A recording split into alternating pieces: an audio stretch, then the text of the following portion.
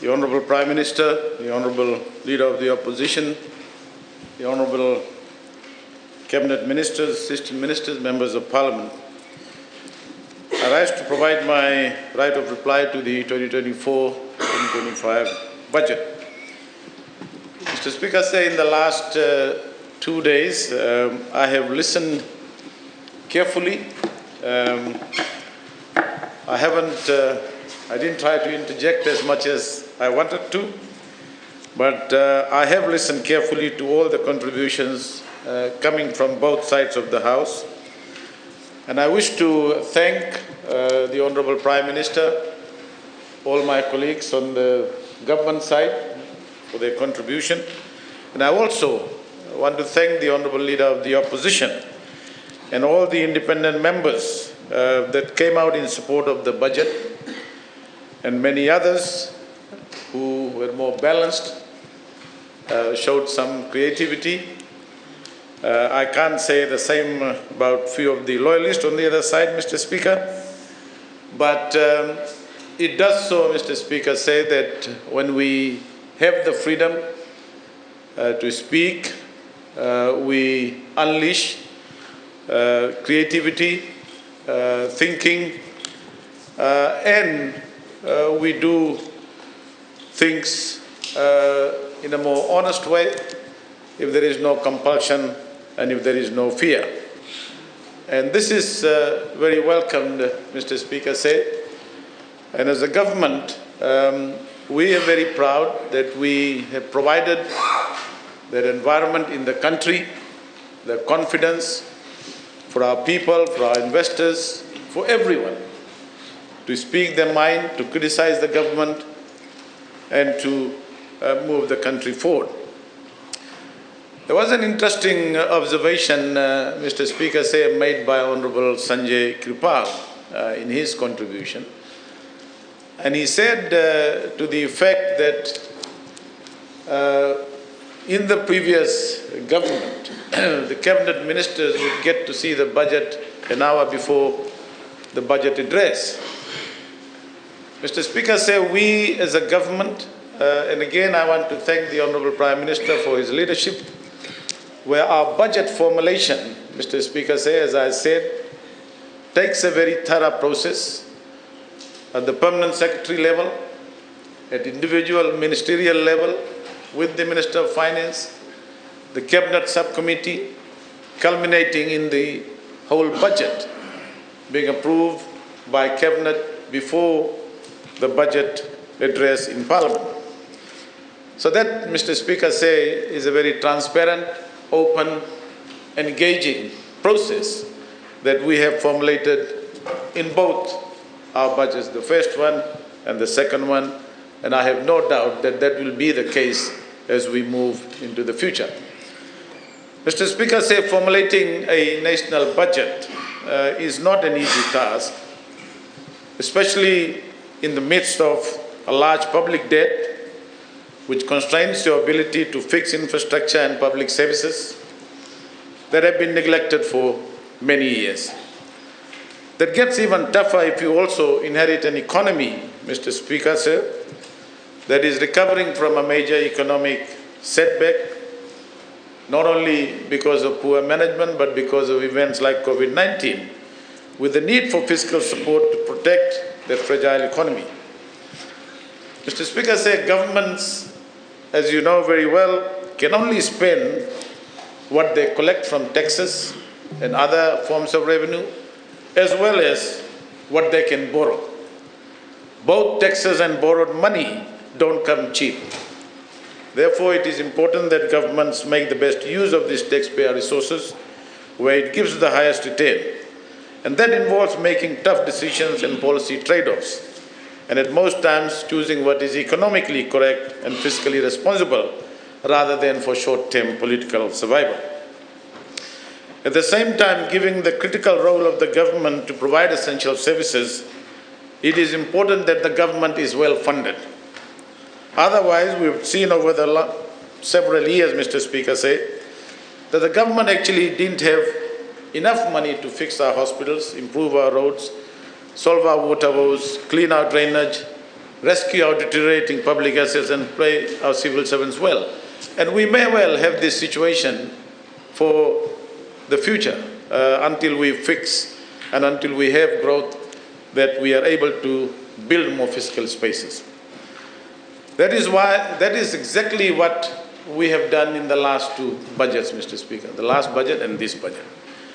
We ensured that government is well funded to not only fix public infrastructure and services, but to contain our fiscal deficits and put our public debt on a downward trajectory. I know a lot has been said about government debt, and I know the Honourable Leader of the Opposition tried to weave and wind around the explanation and put a positive picture of what might have happened before. But, the fact of the matter, or the reality of the matter, as they say, Mr. Speaker said, as I have earlier said, Fiji's debt to GDP ratio peaked at around 90% of GDP in July 2022. 90% of GDP. Rising from 53% in 2006, Mr. Speaker said. By the end of July 2024, we would have brought down the debt to GDP ratio down to 78%, a reduction of 12 percentage points in just 18 months. And they talk about how we have done in 18 months.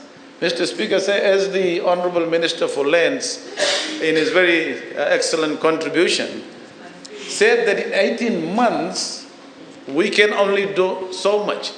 And he said how much we've done in 18 months. So this was not an easy feat, but a great achievement for us as a nation, putting a path, a foundation for a downward trajectory into our debt to GDP ratio. Even more importantly, Mr. Speaker, with the fiscal reforms in the last budget, we have fixed our revenue problem and brought fiscal deficits under control from the double-digit, Honourable Leader of the Opposition, from the double-digit levels prior to us getting into government. This means that as the economy grows, our debt to GDP ratio will continue on a downward path. That is why, Mr. Speaker, we need to continue on this course, and this is not a problem that can be fixed in a year or two. We need to be committed to a fiscal plan for at least the next decade. So what we are doing, Mr. Speaker, we're not thinking that we are going to be in the government for the next 1 or 2 decades, as some people used to think. We are setting honestly, clearly, the path for the next decade, whoever is in government.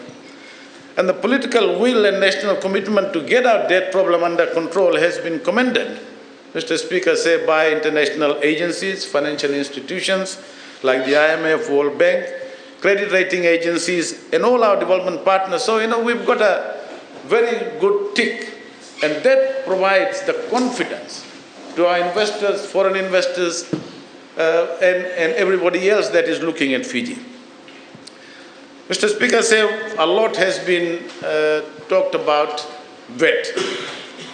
And I've heard the Honourable Opposition members, some of them, and more so the loyalists, saying, why we are not reducing VAT. The real opposition, not the loyalists. The reducing VAT is not an option. That will become very clear in the passage of time. However, Mr. Speaker, we are worried when opposition members like Honourable Premila Kumar, Honourable Hemchand, and others are proposing that we reduce the VAT from 15 to 9%. Mr. Speaker, Honourable Kailal as well. Mr. Speaker, they are forgetting conveniently that they were part of the leadership. Order. They were part of a leadership when the VAT rate was 15% with no exemption. It was, Mr. Speaker, the push by the opposition, which is now in government, that we forced them before the election after 2014 election, to reduce the VAT. They reduced the VAT, they didn't have zero VAT on basic food items. Then, Mr. Speaker, they changed it to 3 rates. They had 15, 9 and 0. And none of them in their contribution on VAT talked about what was there before. Plus, Mr. Speaker,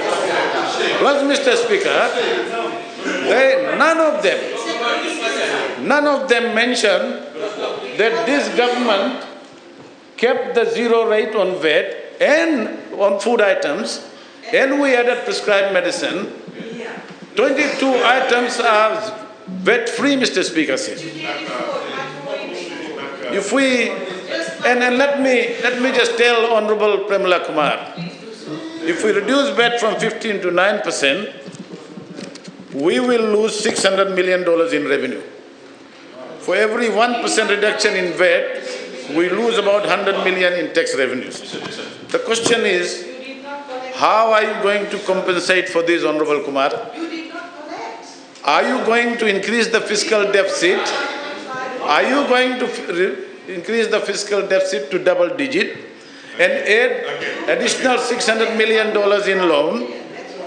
But technically, you cannot borrow this additional 600 million given the availability of financing. Or are you going to reduce expenditure by 600 million, of which none of you talked about? And in fact, Mr. Speaker, when we were in opposition, you will recall, when we were in opposition, they were saying, where is the opposition's alternative budget? For 8 years, they hounded me and saying, where is the alternative budget? And I kept telling them that it is not easy for an opposition to bring an alternative budget given the difficulty that we had to get information. Now they are free, Mr. Speaker. Where is the alternative budget? Where is it now? Mr. Speaker said, the public should note that a lot of the information that came from some of the opposition members was half information, and half information can be dangerous and misleading. It is easy for some of them to come here and say that we should reduce VAT without saying how would we fix the revenue gap. Mr. Speaker, I would like to reiterate that when we increased the VAT rate from 9 to 15% in the last budget, we had done a thorough analysis, explored different options, consulted with various experts, discussed with our multilateral lenders, and even brought it for public discussion. We didn't hide it. We knew it was not an easy call. So we had to make sure that we get it right. We just didn't pluck out the 15% from thin air, but it was based on a thorough analysis. And what was there already put forward by the previous government. And that, Mr. Speaker, we looked at our revenue needs and worked out what will ensure government is adequately funded. We are also able to put our debt to GDP ratio on a downward path. If we had not done that, Mr. Speaker, we would have been in a major debt distress by now, and most of our lenders would have stopped lending to the government. I'll talk more about VAT when I talk about cost of living, Mr. Speaker. The other thing that the Honourable Leader of the Opposition did, Mr. Speaker, was comparison of per capita debt. And that's the right thing to do. I'm not saying that the Honourable Leader of the Opposition was not right. But let me shed some light on the nominal debt and debt per capita person, which a number of people have talked about. The coalition government, Mr. Speaker, inherited a total debt of around 9.5 billion at the end of 2022. In terms of debt per capita, look at the total debt, divide by the total population, that's the debt per capita, this was around $10,700. By the end of this budget in July 2025, our total debt is projected at 10.9 billion or 12,300 per person. This means that in terms of debt per capita, the coalition government in 3 years would have added about 1,600 debt per person. On the contrary, the previous government inherited a total debt of 2.9 billion in 2006 or 3,400 per person. During their term, they increased the debt levels to 9.5 billion or 10,700 per person. This is an additional debt of 6.6 billion, or in per capita terms, an additional per capita debt of 7,300 per person. So, Honourable Leader of the Opposition and Honourable Sajida Anand also talked about it. This is the reality when we talk about debt per capita. By July 2025, we would have added 1,600 in additional debt per person, which they added about 7,300 additional debt to every person. So that's just the explanation on debt capita. Let me, Mr. Speaker, get to cost of living, because that's another issue that everyone is concerned, and we ought all to be concerned about it. And let me provide some clarification and explanation so that they don't go out, some of them, and lie to the people about what the government is doing. This is a sensitive issue, Mr. Speaker, and is always subject to political point scoring. But let me put through some basic economic facts. First, prices are generally set through market forces in most cases, based on demand and supply. Sellers or producers decide the price of their product based on the cost of production, including labor, raw materials, transportation, storage, taxes, and associated costs. And based on the level of demand and competition from other suppliers, they decide to put up whatever markup and the final price of the product, Mr. Speaker said. But the basic principle remains that no one will ever sell the product at a price below the cost of production. Secondly, and more importantly, governments can influence the price of any product only to a certain extent, and it can do so in three ways. We can put price controls, or by changing the level of taxes it applies on these products, by producing the product itself, or selling it at a loss, like services, government services including water. So even with price controls and changing the level of taxes, there's only so much that can be done, and there are trade-offs for these decisions. So, Mr. Speaker, we as a government, we have looked at all these options to ensure, and the Minister for, the Deputy Prime Minister and Minister for Trade, under which FCCC comes, is constantly looking at how we can use some of these tools, some of these policies, to provide relief to our people. And that is being done, and I'm sure the Honourable Deputy Prime Minister will be making some of those decisions soon. So, but there are always, Mr. Speaker, trade-offs in terms of whatever policies you choose. So the point that I'm trying to make is that it is not easy to bring down prices as those, and it is critical to understand what the government can do, which they didn't, which they don't admit what we've done. So even for some zero rate on VAT items, and quite conveniently, none of them talked about the fact that 22 items still has zero VAT. 21 basic food items and prescribed medicine. So despite the fact that there is no VAT, on these items, the price had increased due to increase in either production cost or other associated costs like freight, insurance, storage, etc., which is completely beyond our control. And they know that. It happened during COVID. The freight cost went 3 or 4 times up. And some of it stayed for a long time. So even when you reduce the duty, even when you have zero VAT, the prices, Mr. Speaker says, still went up. So we saw, and other reasons, I know Honourable Usumate in the last session of Parliament, maybe better way to describe him is Honourable Hogwash, talked about cassava.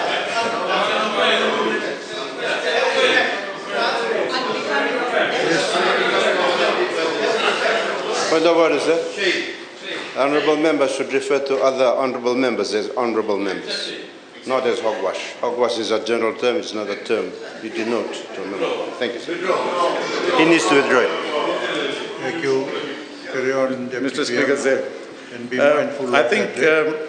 so Mr. Speaker, sir, what we are trying to say is that for most of the products that we consume in Fiji, and as such it is difficult to control the import prices which are determined in the global markets.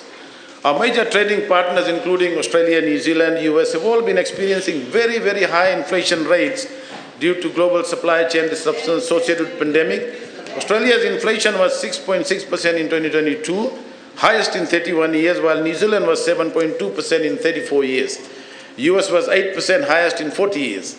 So given trade links with these countries, Mr. Speaker, say it is natural that the price of imports from these countries would be higher and have a bigger impact, since around 50% of our consumption basket is made up of imported items. So I'm trying to explain this, Mr. Speaker, say, because our people need to understand, and many of them do.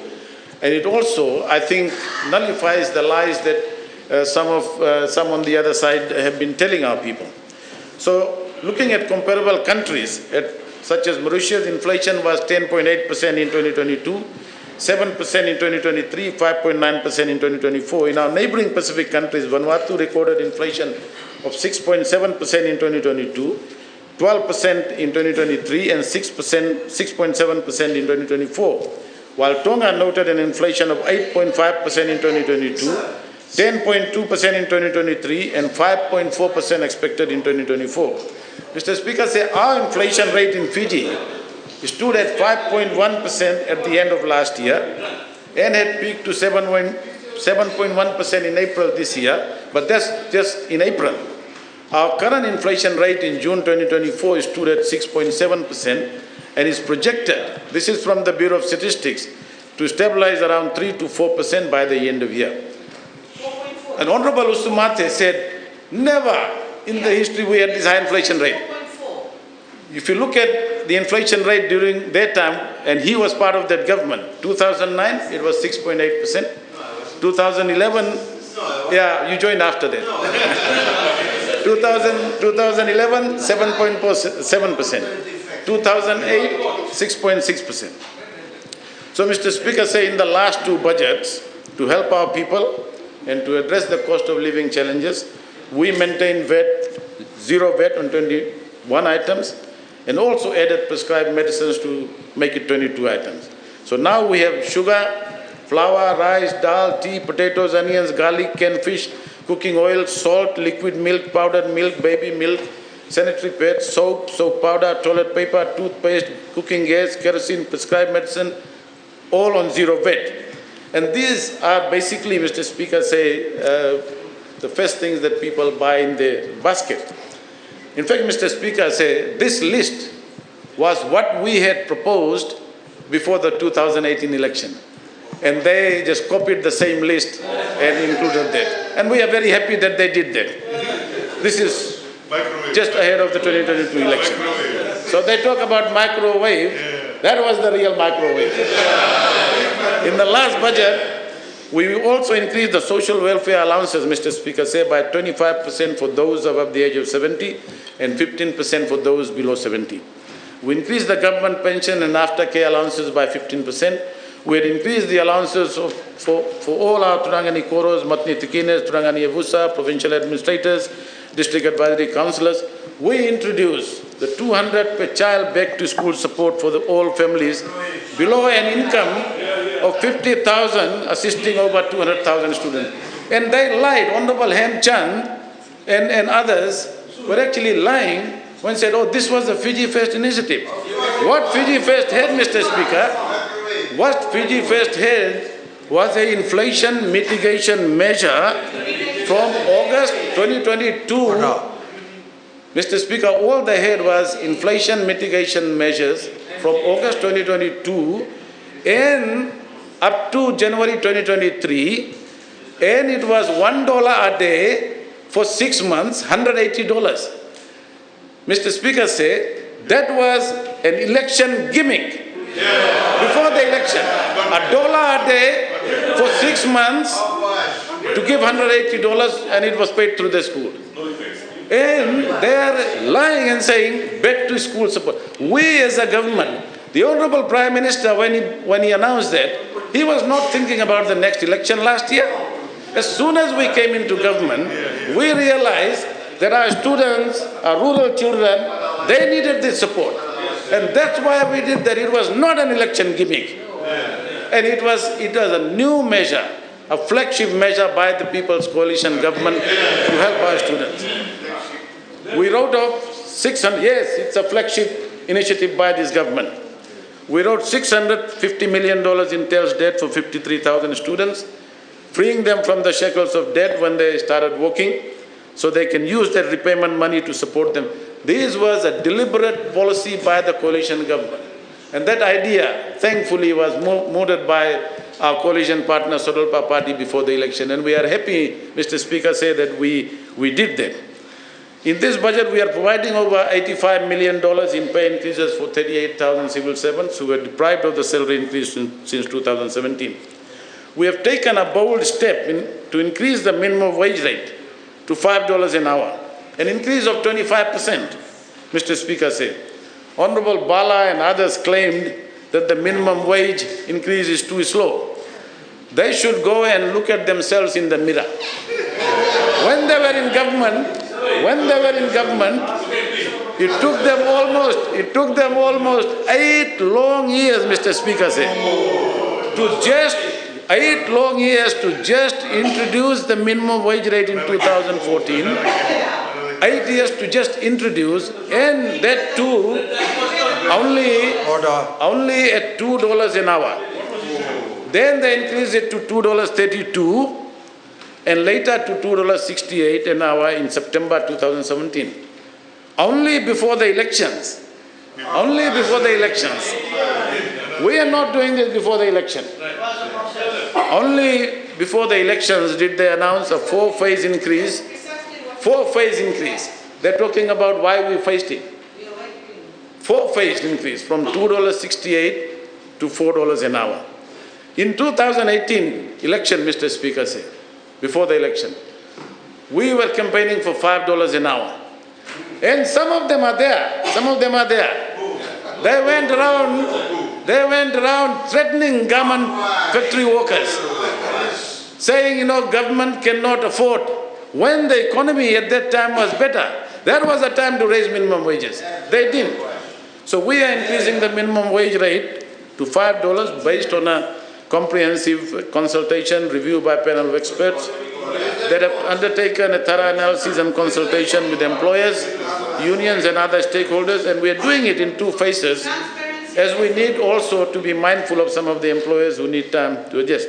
The other point, Mr. Speaker, and you can see it's happening in the last 18 months already. Unions are negotiating better conditions, better price. And internationally, Mr. Speaker, say, including organizations like IMF, all evidence shows that in countries where you suppress the unions, where you suppress the leaders, where you restrict employees, the workers of that country would suffer in terms of their pay and all that. And this is exactly what happened in this country for the last 16 years. Exactly what happened. If, Mr. Speaker, workers were allowed over the years, we would not have had to see this problem that we are seeing today. And that's what this government is trying to correct. In addition, Mr. Speaker said, we are paying, the Honourable Minister for Sugar and others talked about the highest cane price for our sugarcane farmers, adding income to our rural communities. We are paying our farmers, rice farmers, 1,000 per ton of rice paddy. All our cash crop non-sugar farmers are receiving much higher prices for their crops and subsidies for the first time, unlike they were only getting for sugar. First time in the last budget, we provided subsidies for weedicide, fertilizer to non-sugar crop sectors. We are extending those lists in this budget, and we are continuing with our social support measures like free education, transport assistance, etc., subsidized electricity for households earning less than 30,000, free medical service through private GPs, etc., Mr. Speaker. So all those services are being provided. Let me also tell this fact, Mr. Speaker, which will help our honourable members on the other side to better explain these things to our people. All this support that we are talking about, Mr. Speaker, say, is going to cost government about $750 million alone this year. 750 million, this is going direct into supporting our people. Whether you talk about zero VAT on 22 items, the government would be putting in about $250 million that we could collect in taxes into the pockets of our people. Back to school support, 40 million, social pension, 78 million, family assistance, 44 million, disability allowance, 17 million, child protection allowance, 17 million, electricity subsidy, 10 million, water subsidy, transport subsidy, scholarships, $150 million, free health scheme, kidney dialysis, first home buyers. If you put all this together, Mr. Speaker, say, this is apart from all the other benefits that people are getting. This is $750 million. So all the additional revenue, say, that we have collected from the tax reform, whether it's increasing the corporate tax, none of them talked about that. That we are not only just burdening the people, we are being fair and equitable in terms of our tax policies. The 600 million additional revenue that we are collecting is all going to look after our people, because we realize that before COVID, post-COVID, our people are still transitioning into more income, better jobs, and therefore it is the responsibility of the government. And we are doing it responsibly, Mr. Speaker, say. So, Honorable Birendra Lal said, this budget, nothing for the ordinary people for which they can be proud of. The people are listening, Mr. Speaker. He doesn't want children to get $200. He doesn't want people to get, and let me say this to him. Let me say this to him. The very few supporters who voted for him would not be feeling very proud of him today, Mr. Speaker, when they know that this is what he is opposing. Mr. Speaker, let me talk about the economy, because a lot of comments were made that the economy is slowing down, there is no confidence, investment is not taking place. Mr. Speaker, the economy is not declining. Let that be clear. The economy is growing. It is growing, but it is still growing, Honorable Kumar. You are an economist. Or you've become a bit of economist now. Mr. Speaker, the economy is growing. We have revised the growth forecast from 3.4% to 2.8%, but it is still growing, and there are other commentators who are saying that we may end up with a higher growth than what we are. And we are not doing it like the cooking that they used to do when they were in government. We are being very honest, because we want people to trust the government in terms of what we say. So we are not exaggerating and saying that we're going to get 3.5 or 3.6. When we know, Mr. Speaker, that we are facing headwinds from the slowdown in Australia and New Zealand, and challenges with our declining labour force, challenges in other areas.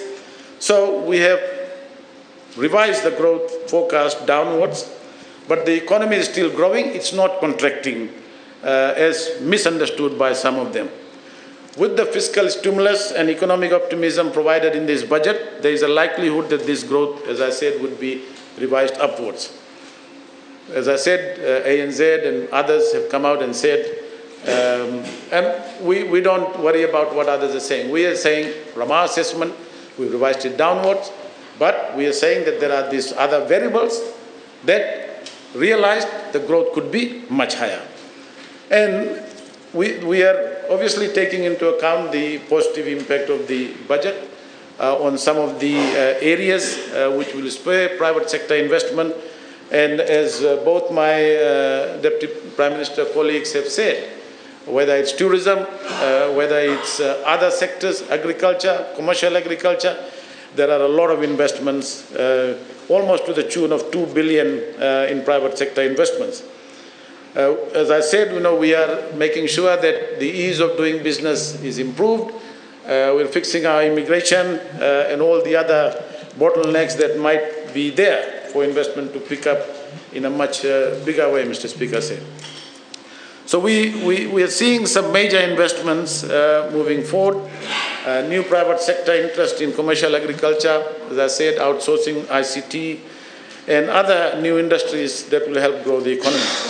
So our efforts as a whole of government level is aimed at raising our growth rate to 4 to 5%, from the current trend of 3%, Mr. Speaker. The other big issue that has been made by some is the expenditure utilization.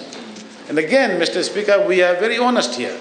We provide quarterly updates, and we are not hiding any of this from the government or from the public. So the big hoo-ha about the expenditure utilization of the coalition government and the execution of capital projects, let me put that in context. Mr. Speaker said we are actually, we might have been slow in the last few months, but we've caught up with quite a bit of that. We are now projecting that our overall expenditure utilization to be about 94% by the time we close this year. This includes a 97% utilization of the operating budget, which is understandable, and 85% implementation of the capital project. I agree that we can further improve on the execution of the capital projects, and we don't make any bones about that when we discuss these things within our own government. The Honourable Prime Minister knows it. Everybody knows that execution is very, very important. But let me share the expenditure utilization during their time in government to put matters in context, because it is important. That's what I want to show, the difference that we are making. For the 2016-17 budget, capital budget utilization, Honourable Kumar, was only 70.5%, while total expenditure utilization was 84%. For the 2017-18 budget, capital budget utilization was only 77.7%, while total expenditure utilized was 85.9%. For the 2018 and 2019 budget, sir, budget capital utilization was only 61.2%, while total expenditure was 74.7%. Now, Mr. Speaker, let me bring this very important point. It was not the ineffectiveness or the inefficiency of people executing the project at that time. It was because government was running into cash flow problems before 2018 election, and that's why I know that. This is a briefing I've got from my ministry. They were running with problems with cash flow. And that is why, if you look at before the 2018 election, they announced so many things. And the execution, capital was 62% and 74% overall. And that's why, Mr. Speaker, in 2019, they had negative growth. The economy contracted because they lied before the budget. So anyway, Mr. Speaker, I just wanted to put this in context. We are not trying to justify our execution rate. As I said, the government figures are stark. But it is important for our opposition colleagues to understand what was happening during that time. Operating capital mix. This was Honourable Kumar is just getting too irritating, Mr. Speaker. because she can't. You just carry on. She can't take the. Mr. Speaker say the operational mix. Some also claim that our operating to capital mix is 73-27 is low, because governments are major providers of social services like education, health, security, judicial services, which are labor intensive. Police, military, you would generally require around 70% expenditures towards operating spending, Mr. Speaker said. And similarly, capital expenditure mix is around 30%, 70-30, as we can only budget what we can execute, which is based on the absorption capacity of the government, and that's true for any government. But we agree that we can do more to beef up on our spending on capital projects. Mr. Speaker, say revenue projections. This is another area where the opposition, some of the opposition members were doubting whether our revenue projections are correct. Mr. Speaker, I would like to clarify that the revenue projections for 2024-25 is not too optimistic or is not simplistic. I would like to assure everyone that the revenue numbers that are being set are realistic as possible as we can. The question is, why would, no government, no good thinking government would want to overstate revenue for any reason. Because if we do that, we will get caught and struggle with cash flow problems. So we don't want to do that. That's why our projection is based on very clear analysis and figures and the policies that we have. As I said, government did run into cash flow problems in 2018 and 19. So there is no real incentive for us to be too optimistic with our revenue numbers. Given our successful revenue reforms in the last budget, we are projecting total revenues at 3.9 billion, of which 3.3 billion is tax collections. 0.6 billion will be collected from non-tax revenues. And so we are not making any major changes to the tax, as I said in my budget address, Mr. Speaker. So I can assure the honourable members of the opposition that this revenue forecast is very realistic. We have worked out very clearly the non-tax revenues, particularly those that come from government entities like the Reserve Bank and other agencies. These are already kind of determined for this budget. So there is no dispute, worry about the level of revenue that we are likely to collect. Lack of consultations on the budget came out as a theme, and Honourable Ketan Lal made a big deal about it. Mr. Speaker said, this is a government which has had probably one of the most thorough, open, transparent consultation process on everything that we've done so far in 18 months. In just 18 months. In just 18 months. We have done, Mr. Speaker, contrary to the lies that Honourable Lal was trying to tell, during the budget National Development Plan consultation, starting from the Economic Summit, Fiscal Review Committee decisions, multiple meetings with private sector institutions, industry groups, civil society organizations, academia, students, faith-based organizations, discipline forces, targeted focus group. Just in February, Mr. Speaker, we invited you. Your General Secretary, former General Secretary, and I'll come to him in a minute. Refused to come. Just in February 2024, we concluded the nationwide consultation on the National Development Plan. And this is where more than 22,000 people came, Mr. Speaker, from all 4 divisions.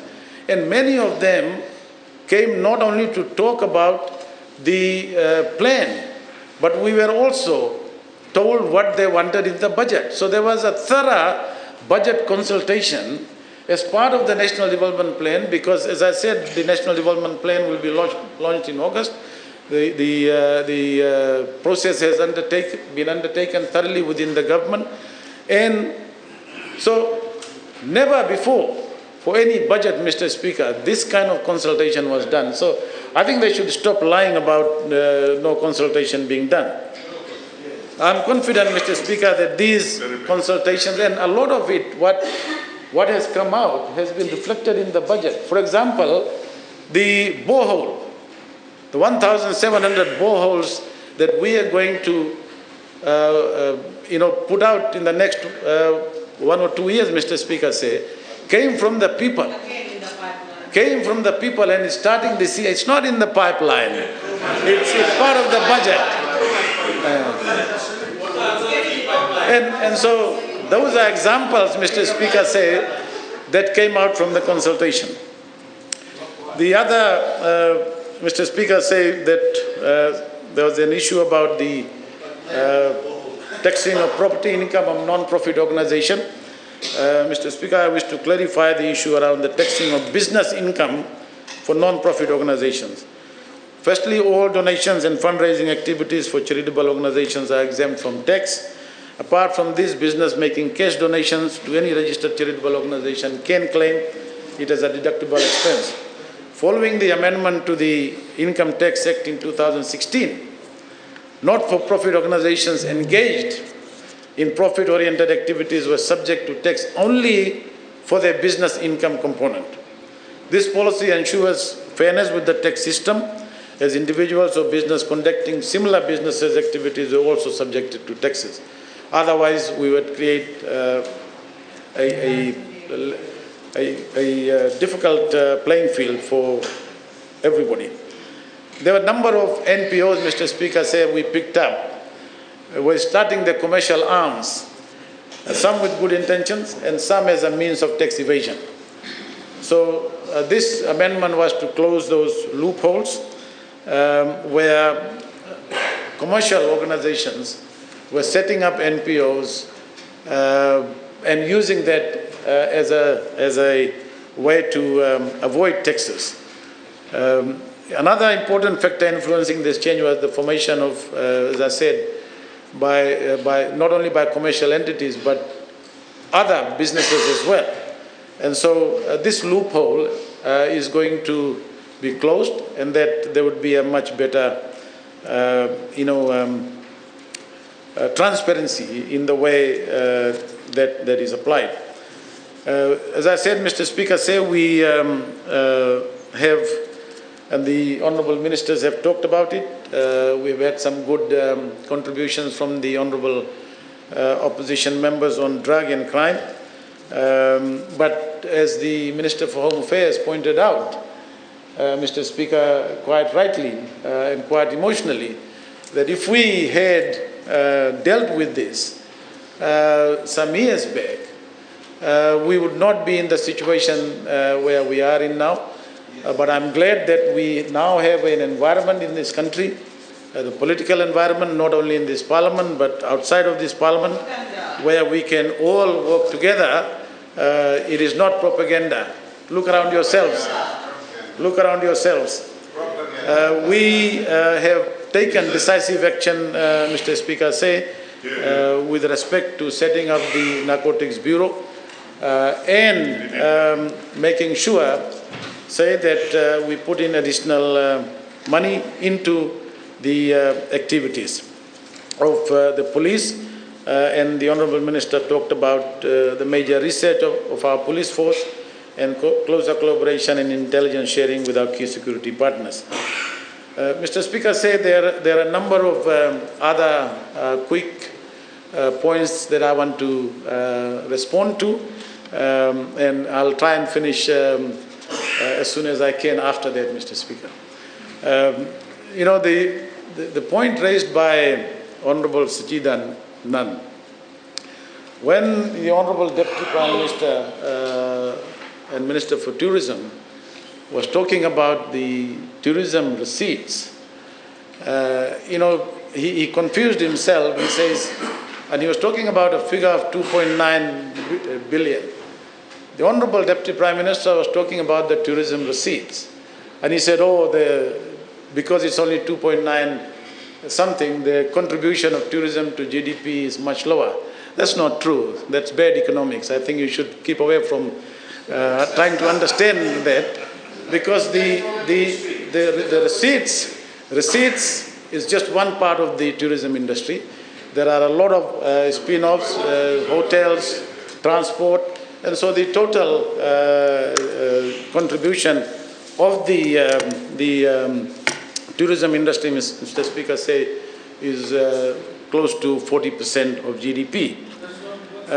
The other point that he made, and again I would urge the honourable member to refrain from talking, because, Mr. Speaker, when you come into this Parliament as a member of Parliament, as a member of Parliament, you have to make sure that what you say is correct. Honorable Sachidanand talked about re-evaluation. And Mr. Speaker, when you talk about re-evaluation and devaluation, it's a very sensitive issue. It's a very, very sensitive issue, because you don't want to.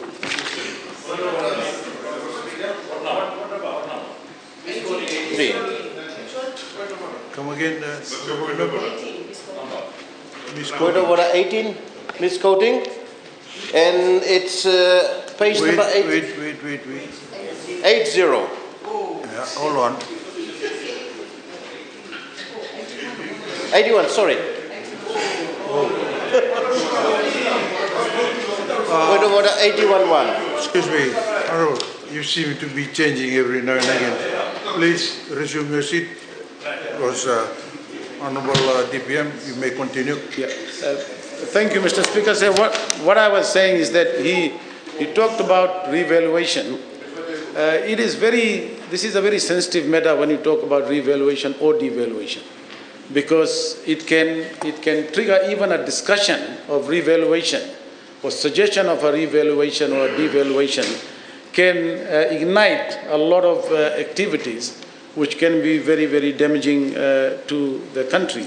Mr. Speaker, already our dollar has appreciated against some of our trading partners, and we don't, it'd be silly to suggest any kind of revaluation of a dollar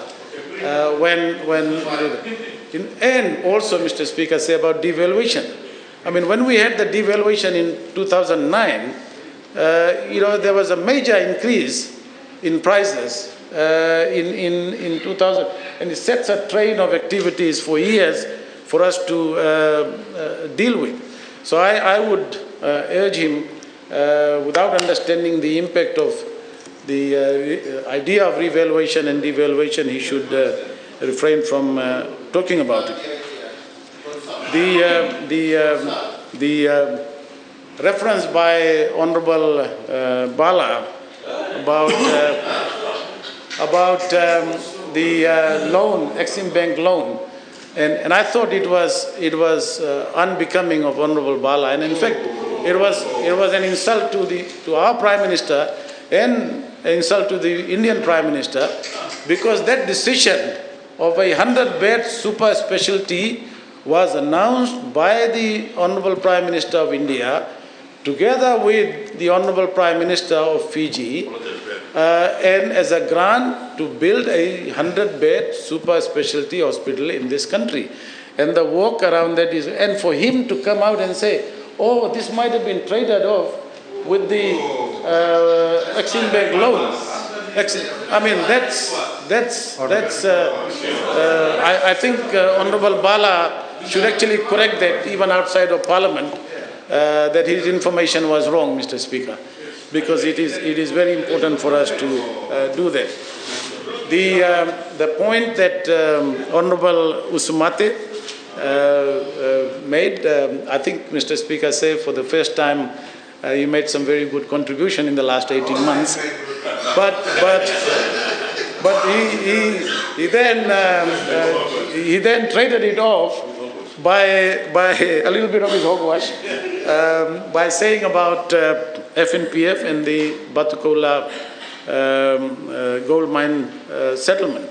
Mr. Speaker, it took this government. They had promised in 2015, and somebody said, oh, they wanted millions of dollars.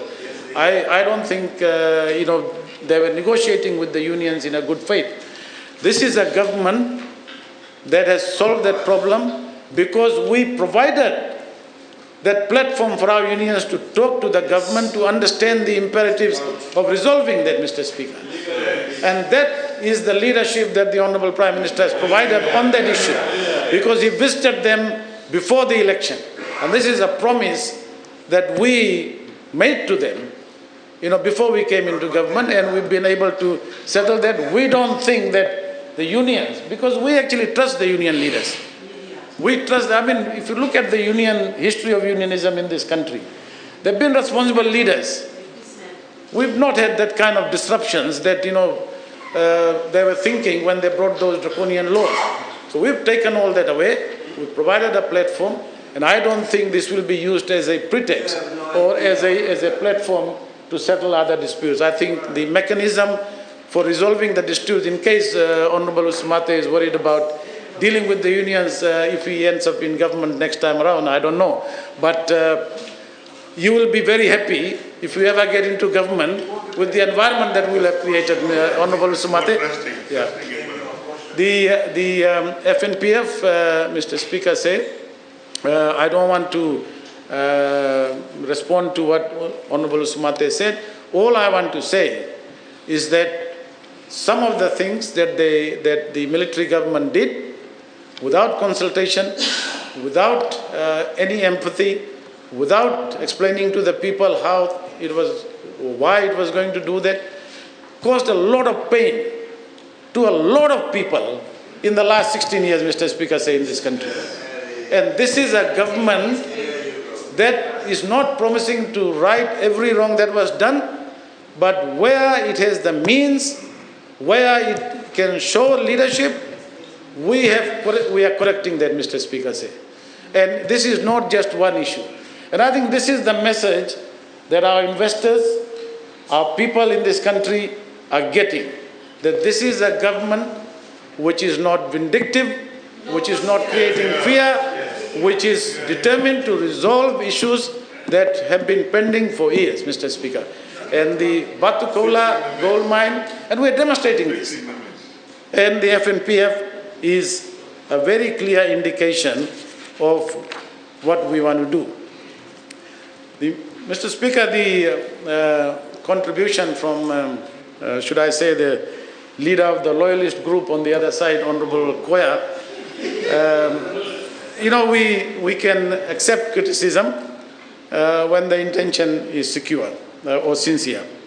And when there are clean hands, Mr. Speaker, say, criticism coming from people who might have some clean hands.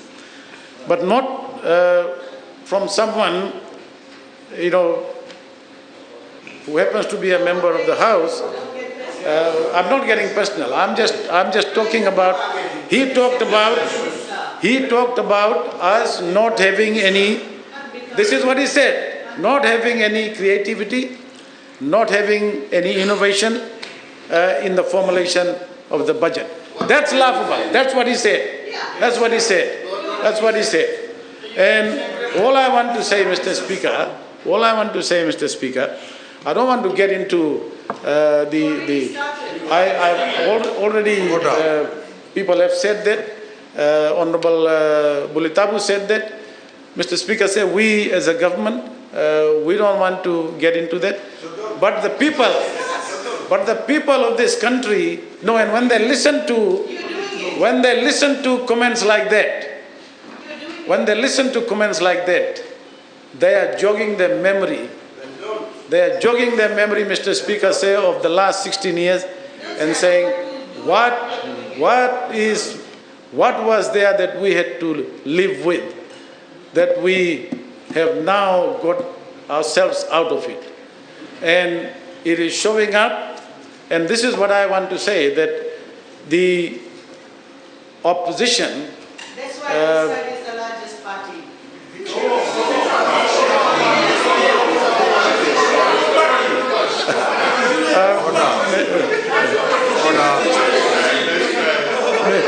Mr. Speaker, Honorable Kumar can continue to bask in that glory of being the largest party. It's for the people to judge. There was a comment made about the quality of education by Honorable Npoto.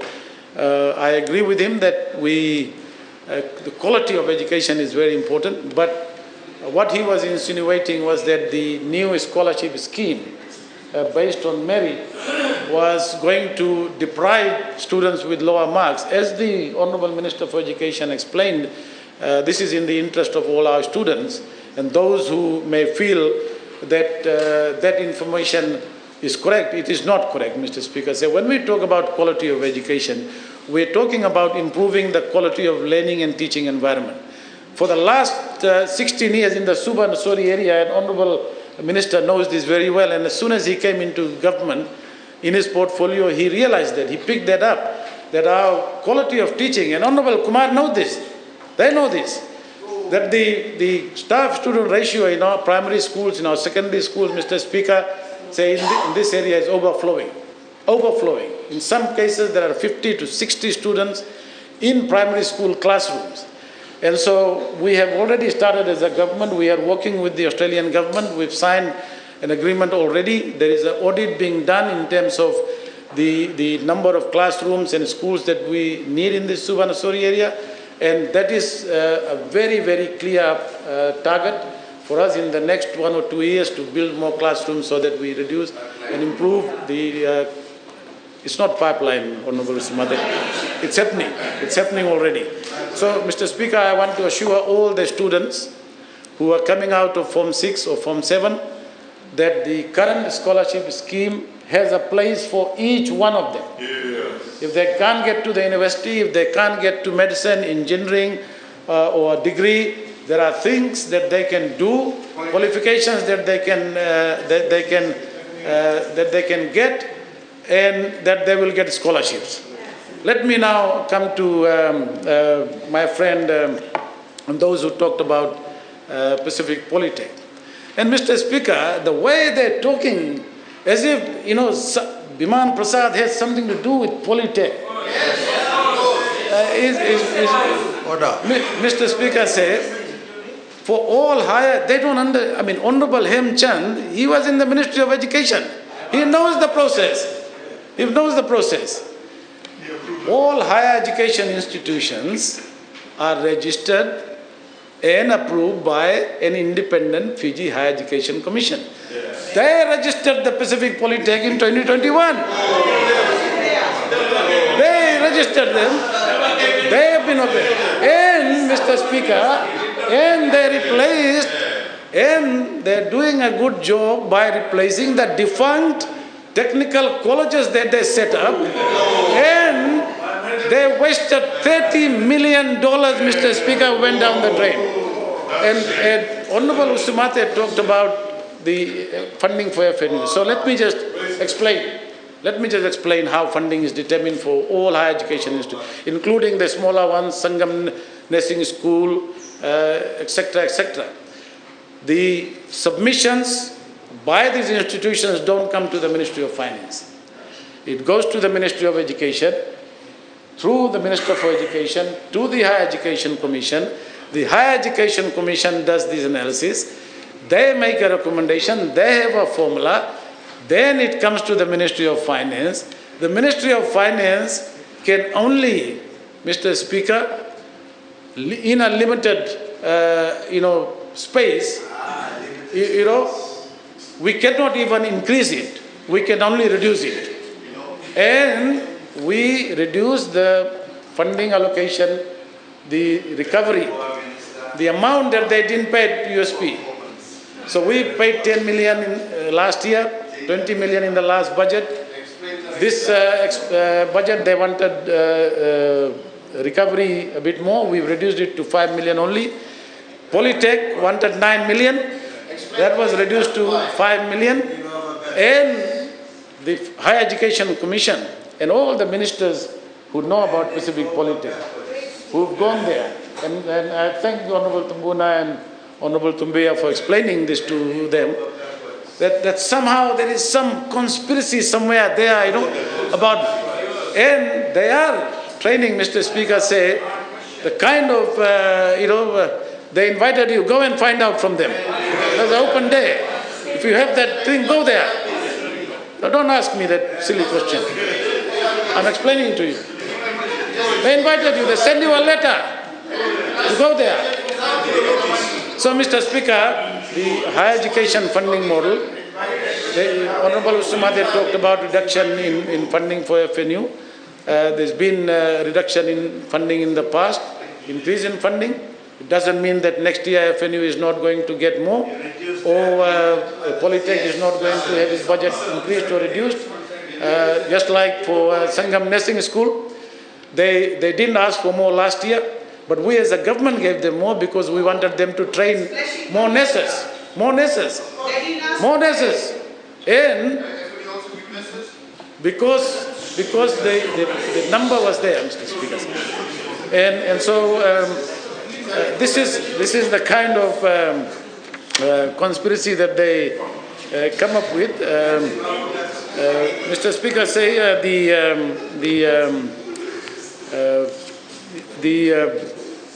there was a lot of talk about investment environment, confidence. Let me just mention, before I conclude, Mr. Speaker, let me just say this, that for the first time, I think after so many years, that the confidence of the investors, even if they some of them have it in a pipeline, but the confidence that is coming through from the investors, from the people who want to invest, Mr. Speaker, is unprecedented, to use their word. And let me just say this. There's a leading global commercial real estate and investment company, JLL. This is what they said. When compared with most other markets, Fiji investment fundamentals have remained and are growing strong and highly attractive in the current environment. That is what we're being told. One last point, Mr. Speaker. One last point before I conclude, Mr. Speaker. They made this big deal about 18 months, what have you done? 18 months is a long time. The Honorable Prime Minister, during the campaign, I remember, and he stated this again, that there is no way, Mr. Speaker, he didn't use that word, but I'm going to use that. The Honorable Prime Minister didn't use that word, but I'm going to use that. You cannot, Mr. Speaker, no government in 18 months can deal with every mess that was left to them to deal with. This is the fact. This is the fact, Mr. Speaker. This is the fact. The Honorable Prime Minister was being very polite. I'm not going to be that polite. That in 18 months, and all my colleagues this side pointed out very clearly what this government has done in the 18 months. Yeah. And those two there as well. Thank you. We have set this country on a path to stability, security, and prosperity, Mr. Speaker, with our policies. With our policies, Mr. Speaker. And let me, Mr. Speaker, conclude by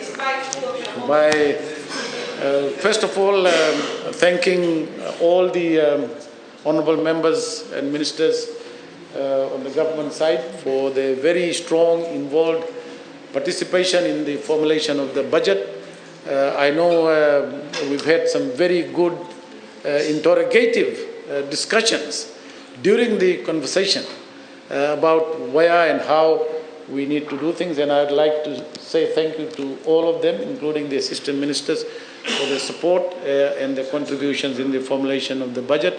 I want to thank the Honourable Prime Minister for his leadership and the trust and confidence that he has in me and his cabinet colleagues in putting out this budget through a process, Mr. Speaker, say that is open, transparent and accountable. I want to thank my permanent secretary and all the senior staff. I asked them for a name. They didn't want to give a list of all the names that I wanted to take, but I have a great team. They actually feel the freedom. They feel comfortable. They are happy with the way in which we conduct ourselves within the ministry. as opposed to what some of them are going through in the past.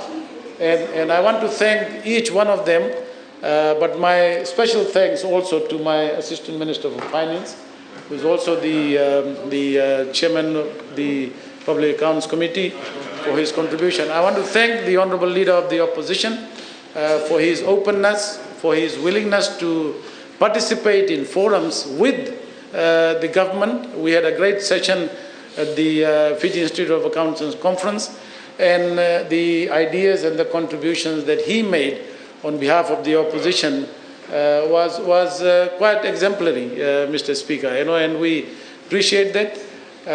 We want to thank all the independent members, including the loyalists, for their contribution. And once again, Mr. Speaker, with the concurrence of the Cabinet and on behalf of the Prime Minister, I urge all members of this Parliament to support this budget, and let's move ahead for the good of this country. Thank you. Thank you. Mr. Speaker. Now, Honourable Deputy Prime Minister, Professor Biman Prasad, for the right of reply.